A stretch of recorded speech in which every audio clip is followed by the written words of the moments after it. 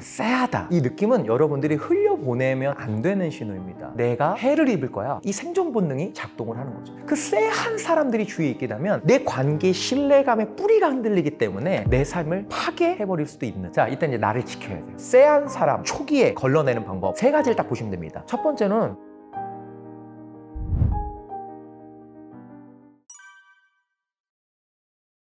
쎄한 느낌, 이거 굉장히 중요합니다. 감정의 영역이잖아요. 쎄하다. 이 느낌은 여러분들이 흘려보내면 안 되는 신호입니다. 왜냐면 이 감정이 중요한 건 생존과 직결되어 있기 때문이거든요. 예를 들면 내가 숲속을 거니는데 독을 가득 품은 뱀이 뒤에서 스르르 오면 그 뱀을 보지 않아도 오싹한 감정이 들어요. 그럼 내가 이 오싹한 감정은 뭔가 쎄한 느낌이죠. 나에게 해를 끼치는 무언가가 오는데 그럼 도망갈 준비를 이 감정에 의해서 하고 살짝 봤는데 뱀이다 하면서 반사적으로 확 도망가게 되어 있거든요. 그런데 이 사람의 감정 기능이 마비돼서 이 쎄한 느낌, 오싹한 느낌이 안 와요. 뱀이 여기까지 입을 벌리고 있는데 그럼 이미 보는 순간 물려서 죽게 되는 거거든요. 그러니까 이 쎄한 느낌은 무언가 너가 해를 입을 만한 무슨 상황이 도래하고 있어 라는 생존의 중요한 신호를 보내는 거기 때문에 이 쎄한 느낌은 무시하지 않고 여기에 반응을 하는 것이 굉장히 중요합니다. 그러면 어떤 유형이 그런 쎄한 느낌을 주냐? 그렇다고 아까 뱀처럼 처음부터 우리를 막 공격하고 이런 건 아니에요. 서서히 우리를 좀 힘들게 하는 유형들이거든요. 사실 쎄한 느낌을 주는 건. 첫 번째는 과도하게 친해지려고 하는 사람이에요. 사람은 친해지는데 시간이 있잖아요. 단계가 있잖아요. 각자 시간에 설정된 것들이 있습니다. 그러니까 우리가 관계를 잘 맺는 사람들은 이 사람이 친해지기까지, 나와의 관계를 받아들이기까지 어느 정도의 시간이 필요한지를 잘 파악하는 사람이에요. 그런데 어떤 사람은 그 시간의 계산법이 너무 달라요. 그래서 이 사람은 조금만 대화를 몇 번 하면 이미 이 사람과 깊이 친해질 수 있다라는 생각을 하고 관계로 달려드는 사람이 있습니다. 주위 사람을 힘들게 하죠. 그리고 그렇게 너무 빠르게 과도하게 나에게 깊이 들어오는 사람은 그 사람의 많은 에너지를 빼앗아가는 사람이기도 하기 때문에 기본적으로 쎄한 느낌을 줄 수 있는 첫 번째 유형의 사람이에요. 두 번째, 무례한 사람입니다. 제가 강의 가서 나를 가장 힘들게 하는 유형이 어떤 사람인지 가로넣기를 한번 해보라고 하거든요. 단어 하나를 넣어보라고 하면 가장 많이 나오는 단어가 무례함이에요. 여러분들도 한번 해보시겠어요? 나는 이러이러한 사람을 참기가 힘들다. 여러분들은 그 가로 안에 무엇을 느꼈나요? 지금까지 제가 만나본 사람들 중에 가장 많은 사람들은 그 가로 안에 무례한이란 단어를 넣어요. 물론 사람마다 무례하게 느끼는 건 다양한 행동들이 있죠. 하지만 이 사람이 나에게 무례해. 표정이, 말이, 언어 선택이 이런 무례함은 굉장히 많은 사람들에게 쎄한 느낌을 줘요. 왜 쎄한 느낌을 줄까요? 이런 무례한 사람과 계속 같이 관계를 맺게 되면 내가 해를 입을 거야. 이 생존 본능이 작동을 하는 거죠. 세 번째 쎄한 사람은 책임을 회피하고 남 탓하는 사람. 여러분들 우리가 살면서 뭔가 실수할 수 있잖아요. 그러면 내 실수입니다. 내 잘못입니다. 그런데 살다 보면 그 실수를, 잘못을 인정하지 않는 사람.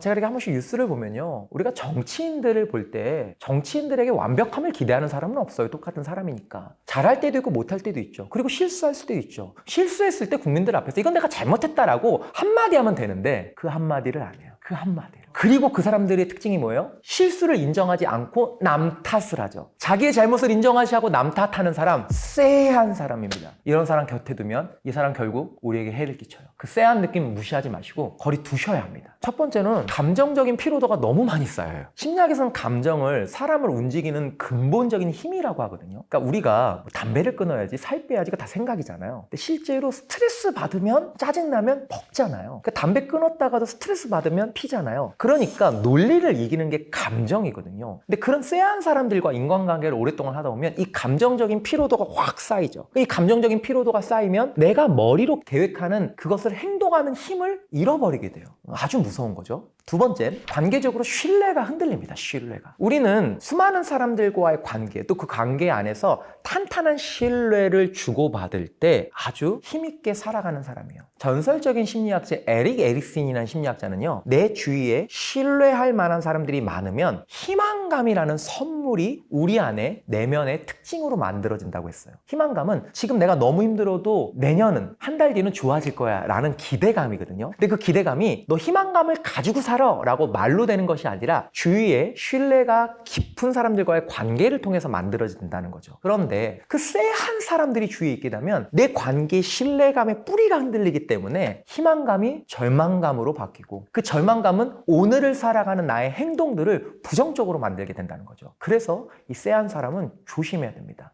세 번째, 결국 이 쎄한 사람들 때문에 자기 기준이 무너져 버려요. 내가 지켜야 될 기준, 나는 이런 기준을 가지고 살 거야. 이 생각들을 지켜내려는 힘이 이 쎄한 사람들이 내 삶을 흔들어 버리기 때문에 감정적인 피로도 또 신뢰가 불신으로 바뀌는 이 수많은 복잡한 영향들이 결국 내 기준을 흔들어서 내 삶을 파괴해버릴 수도 있는, 그래서 이 쎄한 사람들은 정말 조심해야 합니다. 쎄한 사람 초기에 걸러내는 방법 세 가지를 딱 보시면 됩니다. 저는 이거를 일경책 세 가지, 우리가 세 가지를 잘 못 외우잖아요. 그래서 앞글자 따서 외우면 딱 좋아요. 1, 강조했지만 이 사람이 일관성이 있는 사람인가, 이거 확인해 보시면 돼요. 말과 행동이 일치가 되는가, 그리고 쭉 관계를 맺는데 늘 한결같은 사람인가, 이거 통과하시면 50점은 넘어갑니다. 경계를 존중하는 사람이냐, 내 바운더리를 지켜주는 사람이냐, 무례하게 나에게 훅 들어오지 않는 사람이냐, 이 경계를 존중하는 사람인지를 보셔야 돼요. 책임과 태도가 명확하냐, 본인의 잘못을 인정하고 남 탓을 하지 않느냐, 세 가지를 초기에 정확히 확인하시고 이것이 잘 돼 있는 사람들을 곁에 두시면 여러분들의 관계는 탄탄해질 것입니다. 1년에 한 번 보는 동창이면 안 보면 되는데 그런 사람이 가족이야, 직장 상사야, 그럼 어떡하나요? 자, 이때 이제 나를 지켜야 돼요. 지키는 방법은 여러 가지가 있어요. 하지만 대표적인 것은 첫 번째, 감정적으로 깊이 개입하지 않습니다. 그러니까 이 사람들의 관계에 감정적으로 깊이 들어가면 답이 없어요. 그래서 내 감정을 어느 정도 조절하셔야 돼요. 여기에 내 감정 소모를 너무 많이 하시면 안 돼요. 진짜 자기 인생을 멋지게 살아내는 사람은 내가 통제할 수 있는 것과 통제할 수 없는 것을 구분하는 사람입니다. 인간관계의 늪속에 빠져있는 사람들은 어떤 사람이냐, 누군가와의 관계에서 통제할 수 없는 것에 매달리는 사람이에요. 그런데 건강한 인간관계를 하는 사람들은 통제할 수 없는 것은 빨리 받아들이고 통제할 수 있는 것에 매달리는 사람이에요. 이 쎄한 사람들이 나를 힘들게 할 때 내가 여기에 감정을 너무 쏟아버리는 건 통제할 수 없는 그 늪으로 들어가는 것이에요. 내가 이 사람들, 이 쎄한 사람들이 이 가까운 사람이고 매일 봐야 되는 사람이면 내가 최대한 감정적으로 이 사람들과 개입하지 않는다, 이런 바운더리를 정하시는 것이 중요합니다. 두 번째는 최소 필요한 소통만 하는 거예요. 또 과도한 소통을 하지 않습니다. 가끔씩 좀 더 이렇게 친밀해지면 좋아지지 않을까? 그거 아닐 수 있어요. 물론 그 사람이 큰 깨달음이 와서 변화가 되는 시점이 올 수도 있겠지만 그건 좀 시간이 많이 걸리는 거거든요. 그래서 내가 당장 너무 그 쎄한 사람들 때문에 힘들면 필요한 소통만 하는 것이 굉장히 중요합니다. 그리고 마지막, 아무리 가까운 사람이고 매일 보는 사람이어도 경계를 넘는 행동이 있을 땐 짧고 강하게 반응하는 거예요. 경계를 넘어오는 행동을 했을 때 침묵하면서 상대방의 눈을 잠깐 응시하는, 그렇다고 너무 인상을 쓰면, 이게 직장 상사면 좀 그렇잖아요. 근데 약간 지렁이도 밟으면 꿈틀한다고, 뭔가 쎄한 선을 넘는 행동을 했을 때 침묵을 하면서 이 정도 해주는 거, 이런 것들이 별거 아닌 것 같지만 쟤는 내가 이렇게 함부로 건들면 안 되겠는데, 이런 신호를 적절히 주는 것 굉장히 중요합니다. 그리고 또 하나가 있어요. 한 번씩 말을 해야 되거든요. 아마 말을 해도 안 변할 거예요. 말을 해도 안 변할 때 이 심리학에서는 어떤 방법을 쓰냐, 6개월 아니면 1년 뒤에 다시 말하라. 이게 왜 그럴까요? 여러분들 한번 생각해 보세요. 여러분들 한 20대 초반, 30대 초에 비해서 지금 좀 어떠세요? 한 40대인 분들, 아니면 지금 20대, 30대인 분들은 10대에 비해서 지금 어떠세요? 그런 거 있지 않나요?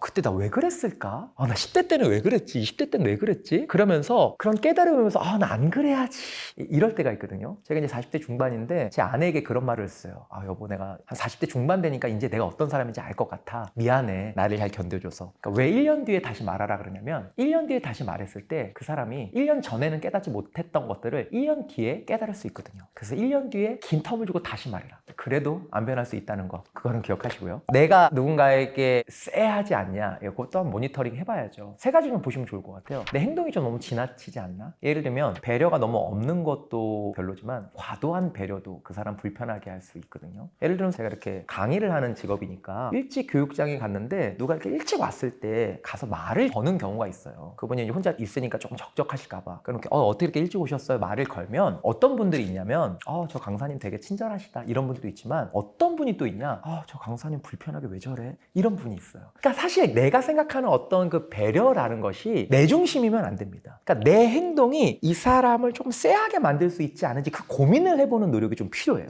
두 번째, 지나친 농담. 이 농담, 살짝 장난, 이런 것들은 사실 분위기를 굉장히 즐겁게 만드는 도구로 쓰이기도 하지만 좀 그 농담에 선을 넘는 사람들이 있거든요. 그건 누가 한마디 탁 했는데 분위기가 쎄해질 때 있잖아요. 그래서 어떤 농담과 장난의 수위가 너무 높지 않은지, 그리고 내가 상대방을 고려하지 않아서 나의 지나친 행동이 불편하게 요구를 만들지 않는지, 이 두 가지를 좀 보시면 내가 쎄한 캐릭터인지 아닌지 좀 스스로를 돌아볼 수 있는데 굉장히 좋은 도움이 될 겁니다. 마지막으로 물어보세요. 자기 자신을 진짜 모르는 사람들은 자기 객관화를 안 해요. 자기 객관화라는 건 스스로 생각하는 게 아니에요. 나를 오랫동안 봐온 사람들에게 물어보는 거예요. 내가 좀 지나친 말과 행동, 좀 주위 사람들에게 좀 쎄한 느낌을 주는 그런 행동과 말을 내가 하는 게 있어? 라고 용기 있게 물어보세요. 조직 안에 있다면 윗사람에게만 물어보지 마시고 밑에 있는 후배들에게도, 팀원들에게도 물어보세요. 그리고 솔직하게 말해달라고. 또 이렇게 얘기해놓고 뒤끝 있으시면 안 되거든요. 그래서 그렇게 정말 내가 그런 사람이 되고 싶지 않다면 주변 사람들에게 모니터링 해보는 그 용기가 필요합니다.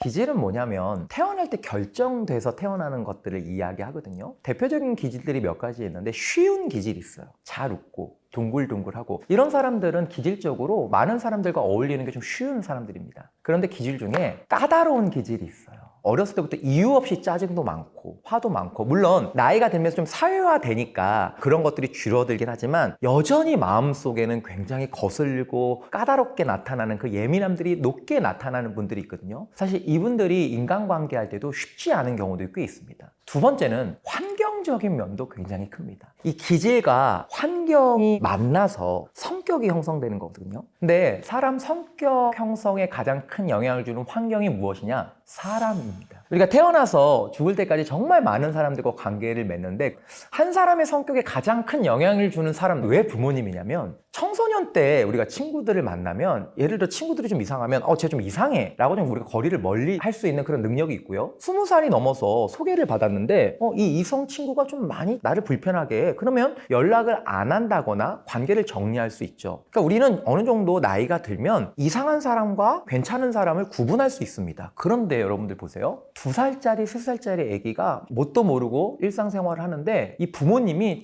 정말 나쁜 부모님이에요. 뉴스에 한 번씩 나오잖아요. 그래서 맨날 이 2살 아기한테 막 욕하고 막 손찌검하고 정말 그러면 안 되는데, 근데 그때 2살, 3살 아기가 엄마를 보면서 우리 엄마 나쁜 사람이야 이렇게 판단을 할 수 있을까요? 없을까요? 아기는 그 판단이 안 됩니다. 그냥 이게 부모님이구나, 이게 사랑이구나 이렇게 받아들여요. 우리 부모님이 좀 이상해. 이거는 조금 컸을 때 우리가 해석되어지는 거죠. 근데 이미 컸을 땐 부모님에게 너무 많은 영향을 받은 상태죠. 그래서 사람은 부모님의 행동적인, 성격적인 특징이 내재화되어 있는 부모자라는 것이 있습니다. 그래서 타고난 기질과 부모님으로부터 온 이 부모자, 이런 것들이 이 사람의 말과 행동 패턴에 영향을 많이 끼칩니다.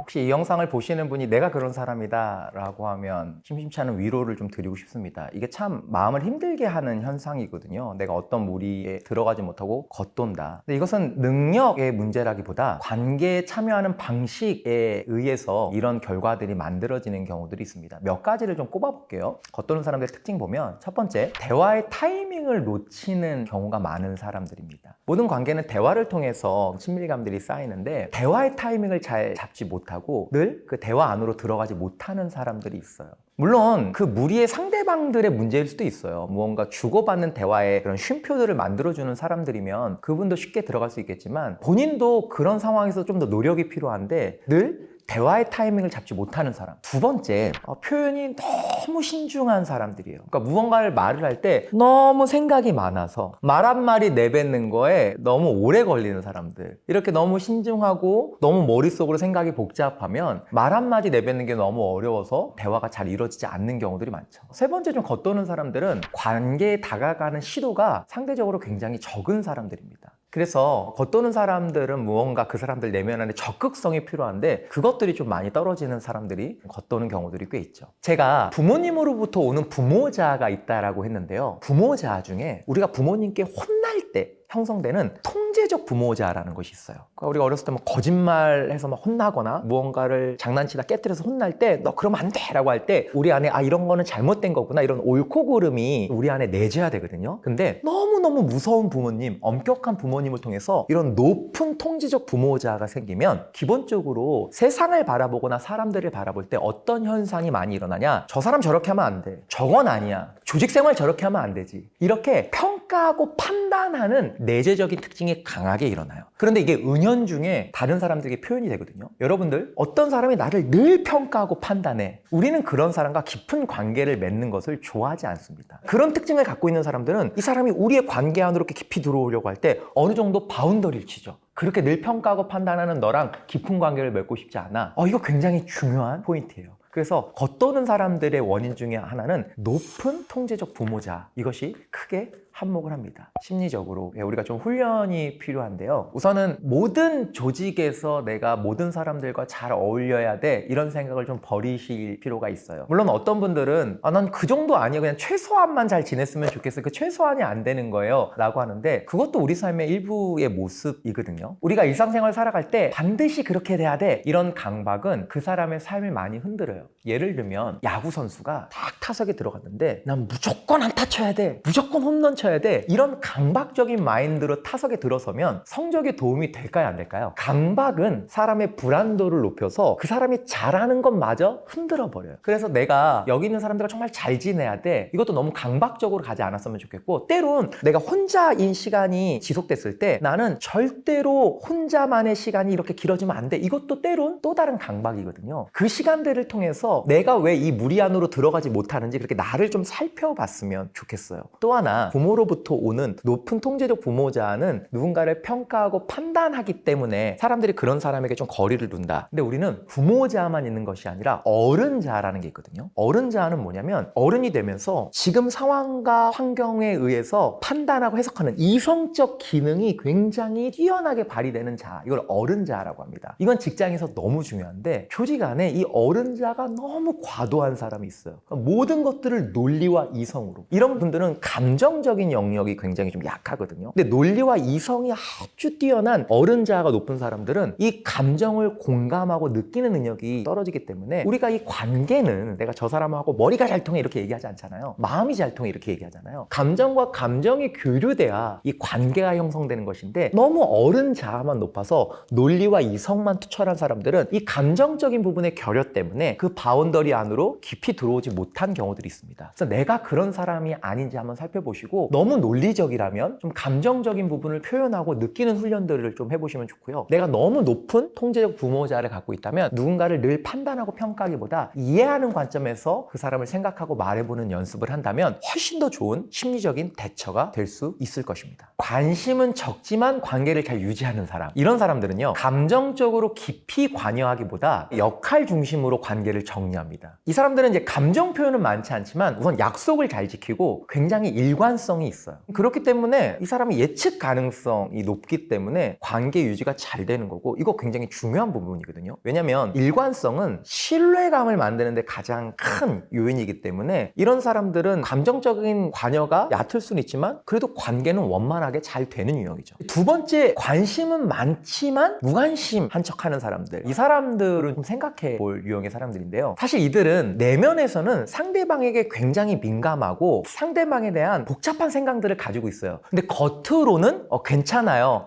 좋아요, 이렇게 표현을 하는 사람들이에요. 그러니까 이 사람들은 실제 마음하고 행동에 간극이 있는 거죠. 그러니까 이런 사람들하고 좀 오래 지내다 보면 난 저 사람 잘 모르겠어, 저 사람 조금 행동과 말이 자연스럽지 않아, 실제로 이런 피드백을 받습니다. 감정의 개입이 좀 적더라도 약속을 잘 지키고 일관성 있는 사람이 후자의 사람보다 훨씬 더 건강한 사람이죠. 왜냐면 사람이 가장 인간관계에서 싫어하는 거, 인간관계를 떠나서 가장 싫어하는 감정 중에 하나가 뭐냐면 불안이거든요. 무슨 일이 생길지 몰라. 그런데 늘 약속을 잘 지키고 늘 예측 가능성 안에 들어와 있는 그 사람은 감정적인 개입은 조금 얕더라도 이 사람이 어떻게 행동할지, 이 사람과 같이 있으면 무슨 일이 일어날지 충분히 예측 범위 안에 들어가 있잖아요. 그러니까 이 사람과 함께 있으면 불안하지 않은 거죠. 그런데 그 다른 유형의 사람, 내면의 세계에는 관심은 많지만 겉으로는 무관심한 척, 이런 사람들은 같이 있으면 불안합니다. 왜냐면 이 사람을 좀 예측하기가 힘들어요. 말과 행동이 다르니까 이 사람이 어떻게 행동할지, 또 나중에 어떻게 변할지, 그러니까 이 사람하고 같이 있으면 내 불안감을 높여주기 때문에 이런 사람들은 같이 관계 맺기가 어렵고, 주위 사람들을 이렇게 불안하게 만드는 사람은 건강한 인간관계를 하고 있다라고 말하기 어렵습니다.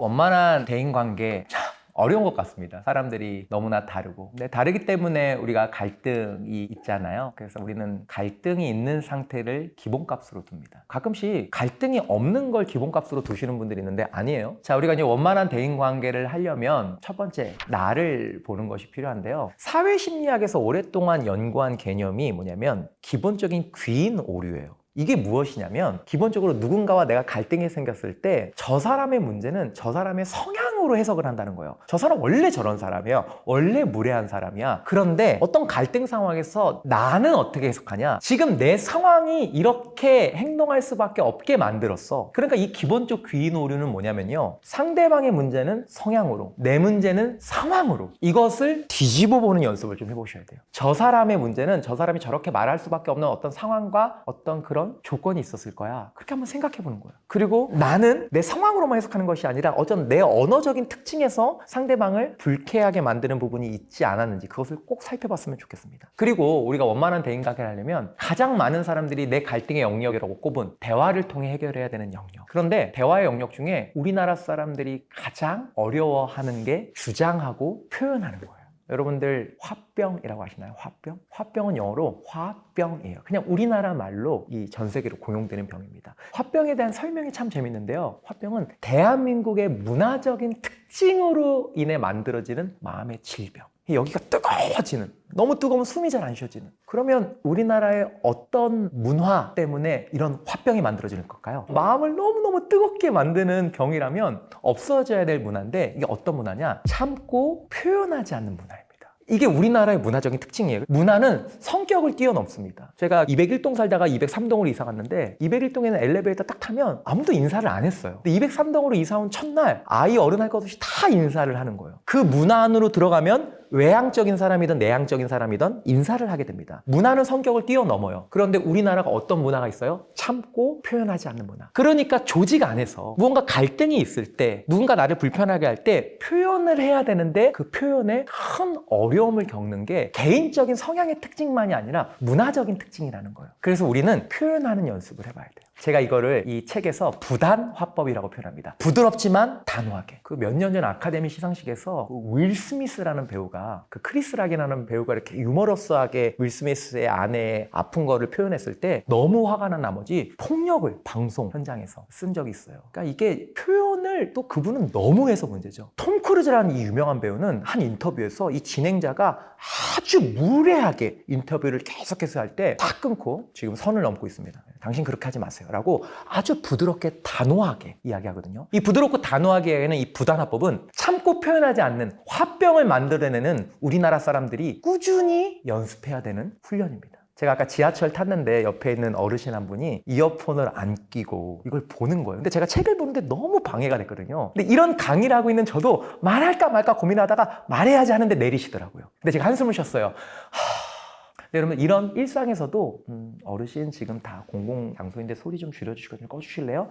얘기할 수 있는 부드럽지만 단호하게. 그리고 직장으로 와서 무언가 불편한 상황에서 어떤 후배가 선을 넘는 행동을 했을 때 누구누구님 그렇게 하는 건 조금 선을 넘는 행동이에요. 화내지 않고 정색하지 않고 참지 말고 화병 만들지 말고 부드럽지만 단호하게 표현하는 연습을 한다면 훨씬 더 좋은 소통을 여러분들이 조직 안에서 여러분들 인생에서 할 수 있을 것입니다.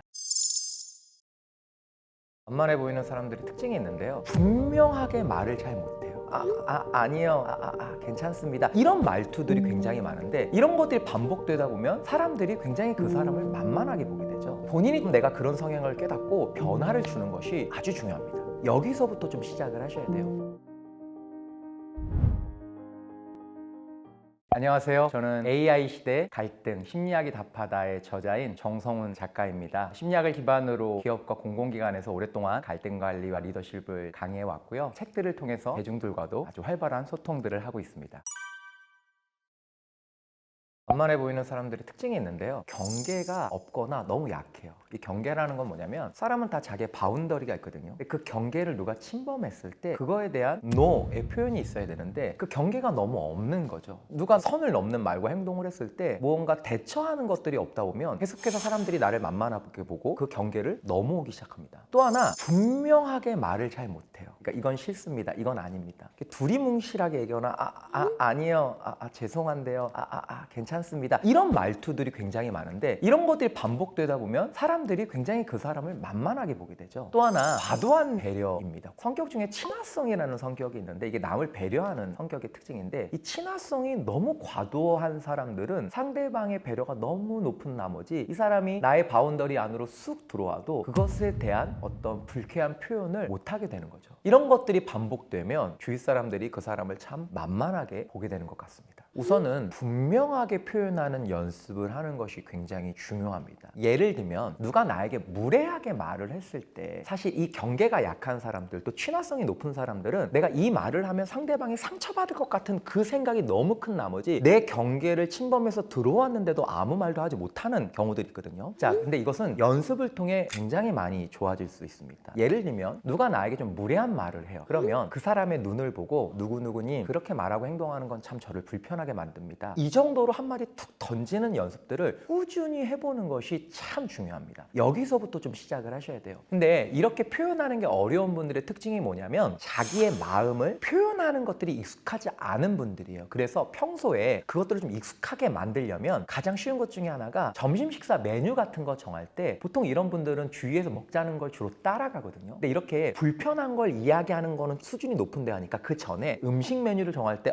저 오늘 돌솥 비빔밥 땡기는데 그거 오늘 어떠세요? 이렇게 내가 원하는 것들 내 마음에 있는 어떤 표현들을 가볍게 하는 연습부터 해보시고 그것들이 좀 쌓이면 불편한 걸 얘기하는 다음 단계로 넘어가는 그렇게 단계적으로 자기의 마음을 표현해보는 연습을 하면 굉장히 큰 도움이 되실 겁니다. 첫 번째는 꼭 기억하세요. 공감은 먼저, 거절은 분명하게. 이런 것들을 우리가 또 연습한다고 한 번에 단호박으로 자르는 것은 관계에 문제가 생기기 때문에 우선 그런 부탁, 그게 어려운 부탁이라도 공감은 먼저 해주는 게 필요합니다. 왜냐하면 그분도 어려움이 있어서 나에게 부탁을 하는 거잖아요. 말씀 주셔서 감사합니다. 도와드리고 싶은데요. 지금 제 상황이 이러이러해서 도와드리기가 어렵습니다. 충분히 공감의 언어를 쓰시고 정확하게 나의 상황을 구체적으로 말하면서 거절하는 게 필요합니다. 두 번째는 짧고 굵게 표현하라는 거예요. 그 거절의 이유를 구절구절 이야기하는 건 되게 변명처럼 들리거든요. 그래서 나의 상황과 지금 내가 거절하는 이유를 최대한 짧고 굵게 딱 힘있게. 세 번째는 이게 조금 그 사람에게 모든 걸 거절하기가 어려운 상황이면 그 사람의 부탁 중에 내가 가능한 범위, 나에게 큰 데미지가 오지 않은 가능한 범위만 제한적으로 도움드리는 거를 표현하는 겁니다. 너무 급하신 거면 제가 이 부분은 힘들고 이 정도까지는 할 수 있습니다 라고 표현하는 것. 이 세 가지를 잘 활용하시면 훨씬 더 유연하게 거절에 대한 커뮤니케이션을 할 수 있을 겁니다.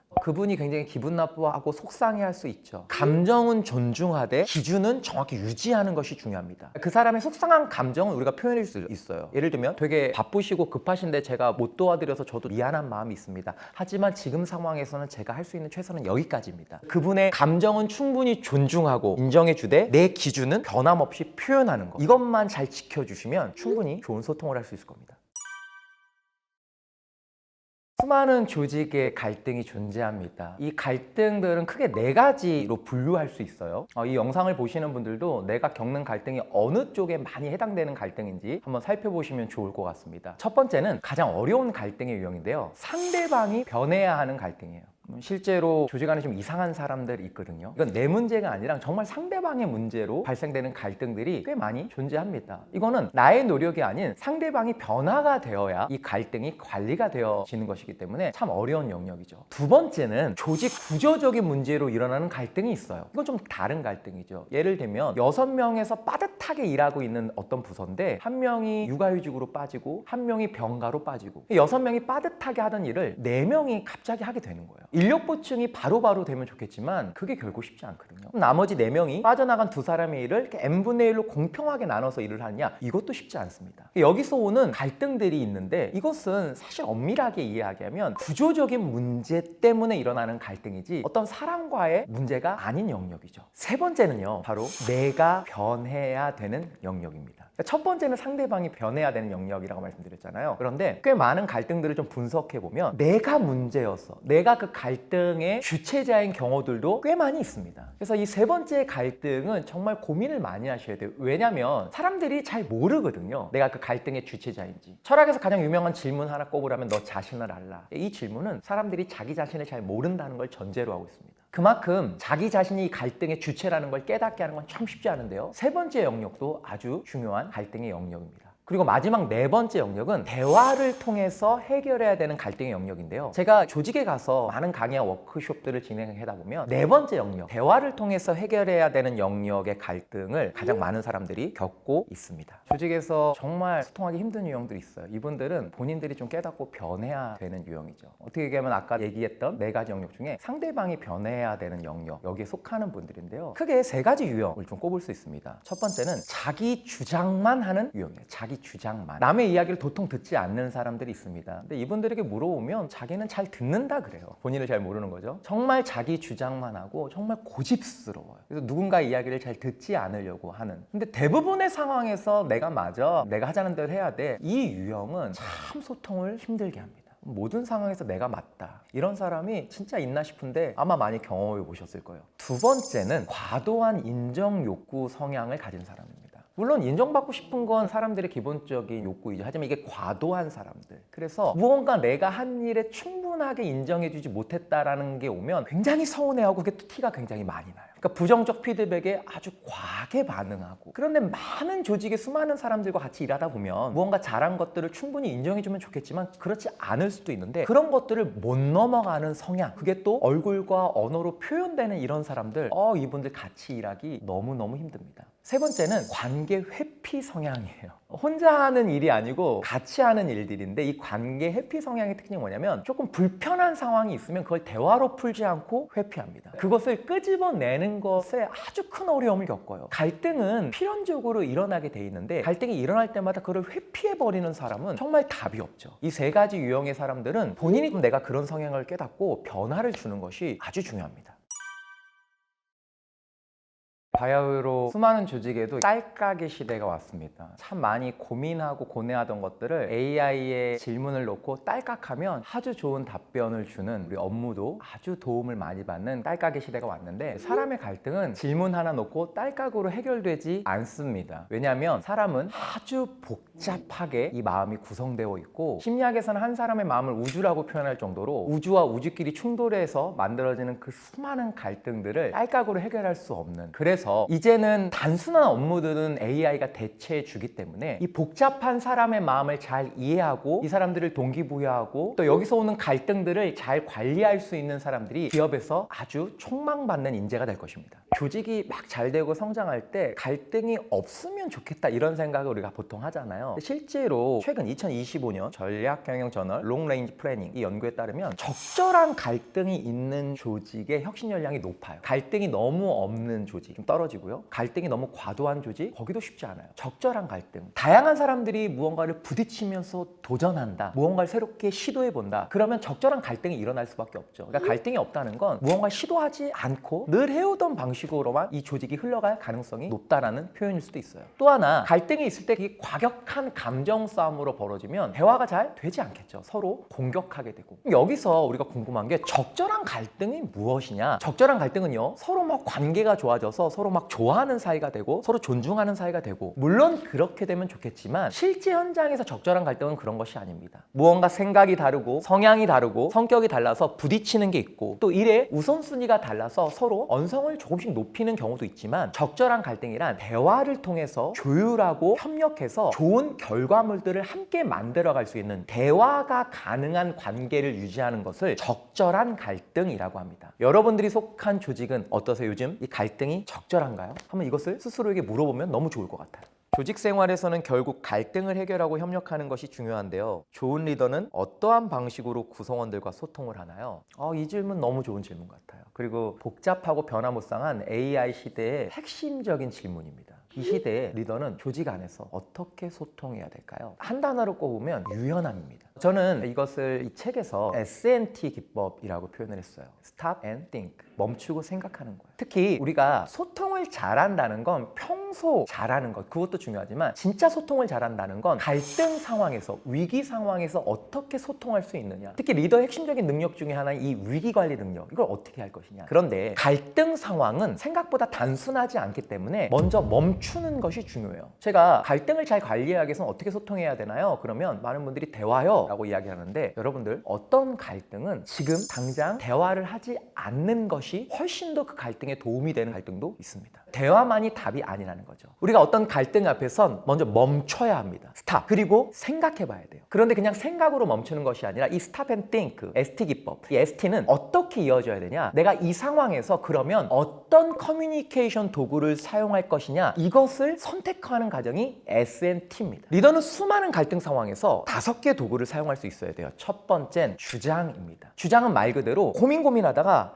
이 갈등은 내가 내 뜻을 강하게 밀어붙여야 돼. 여러분들 조직 안에서 참 갈등을 많이 일으키는 사람으로 제가 주장만 하는 사람을 이야기했습니다. 그런데 스탑 앤 띵크를 통해서 이 갈등 상황이 주장을 해야 되는 상황인데 주장을 하지 않는 것, 이것도 만만치 않은 갈등을 일으켜요. 갈등 상황에서 리더가 아니면 어떤 조직 구성원이 해야 될 말을 적절한 타이밍에 하는 것 굉장히 중요합니다. 근데 그것이 잠깐 멈추고 생각해서 결정할 수 있는 아주 중요한 도구라는 거죠. 두 번째는 수용입니다. 이것은 주장과는 전혀 다른 반대죠. 내가 고민하고 멈춰서 생각한 결과물이 이 갈등은 내 의견을 굽히고 저 사람 의견을 따라가는 것이 맞아. 그러면 수용하는 거예요. 그 사람 의견을 따라가는 것이죠. 대한민국의 굉장히 독불장군 같은 리더들 중에 자기의 의견을 굽히고 상대방의 의견을 따라가는 것을 너무너무 어려워하는 사람이 있어요. 세 번째, S&T를 통해서 우리는 어떤 결정을 할 수 있어야 되냐? 고민했더니 이 갈등은 스탑, 멈추고 보류하고 회피하는 게 훨씬 더 이 갈등에 도움이 되는 전략일 수 있습니다. 여기서 회피는 영원한 회피가 아니에요. 일시적인 회피입니다. 이건 지금 이야기하지 말고 그냥 일주일 뒤에, 며칠 뒤에 감정을 가라앉히고 정보를 충분히 모으고 다시 이야기하자. 우리는 고민하고 나서 세 번째 결정도 충분히 선택할 수 있어야 돼요. 네 번째는 타협입니다. S&T, 스탑 앤 띵크를 충분히 한 다음에 네 번째 타협의 대화를 했어야 되는데요. 타협은 뭘까요? 주장은 내 뜻대로 하죠. 수용은 당신 뜻 따라가겠습니다. 회피는 나중에 다시 얘기하죠. 타협은 뭐예요? A는 제가 할게요. B는 당신이 하세요. 이렇게 협상하는 대화예요. 앞의 세 개와는 굉장히 다르죠. 그리고 마지막은 협력인데요. 여러분들 이렇게 직장 생활 하다 보면 이런 거 있지 않나요?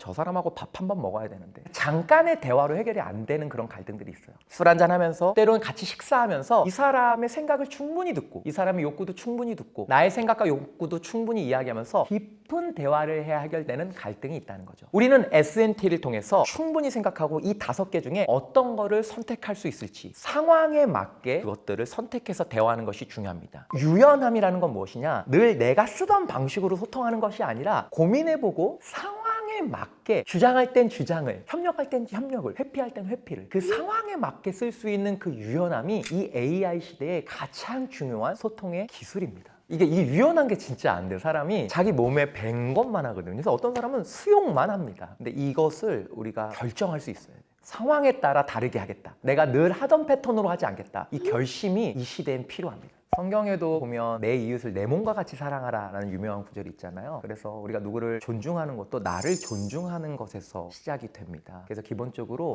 너무 다른 사람을 보기보다 나를 먼저 돌보고 내가 건강한 상태에서 상대방을 보는 연습을 꾸준히 하셨으면 좋겠고요. 두 번째는 제가 오늘 강조한 그 유연함. 몸에 배어있는 스타일대로 커뮤니케이션을 하는 것이 아니라 상황을 보고 그 상황을 파악하고 그 상황에 맞는 커뮤니케이션을 준비하고 연습하는 훈련을 한다면 이 복잡하고 다양한 AI 시대에 아주 역량 있는 인재로 성장하실 수 있을 겁니다.